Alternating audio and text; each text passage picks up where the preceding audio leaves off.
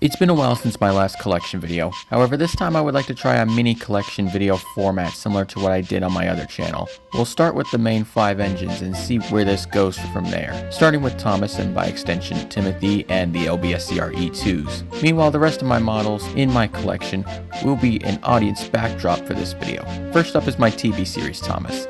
As I said in my Ideal Henry video, one new feature this model has that will be on my upcoming models is the ability to switch between liveries more easily in studio to film. Before I made several variants of the same model.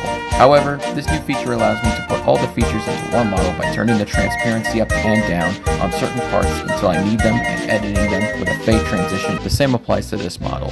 First two are prop accurate NWR blue and LBSCR green. The rest are liveries from my extended TV series universe that continue from where season 5 left off or incorporate more realistic backstories for post-season 5 characters. First is Timothy and Olmsted Railway Red.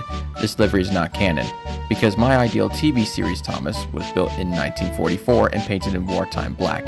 After World War II concluded in 1945, the black livery was embellished with red lining, and when Thomas was allocated to his branch line, the NWR had a renumbering scheme with Thomas being number 1. About 1 to 2 years later, Thomas was repainted into his familiar NWR blue livery. Just like the RWS, after Thomas crashed into the station master's house, he was rebuilt with a flat running plate. I did originally have a longer Thomas model, but I thought it was unnecessary given the explanation I gave about my ideal Thomas. And the longer length only applies to the Farquhar triplets, including Timothy.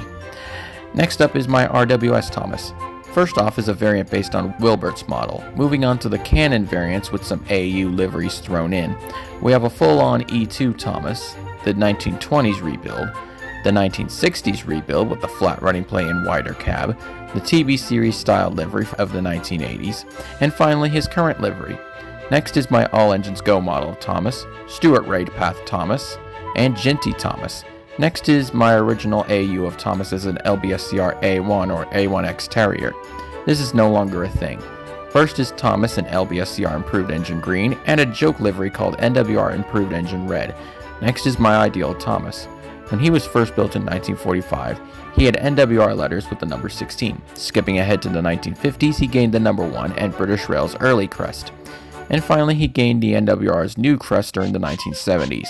Moving on to Timothy, we have a What If Prop Timothy, and finally is my ideal Timothy with and without extended side tanks and alternate numbers, so the model composes the other two of the Farquhar triplets, Jacob and Roger. Finally, to finish this video, is my only 2 variants of the London Brighton and South Coast Railway E2's, that is not Thomas.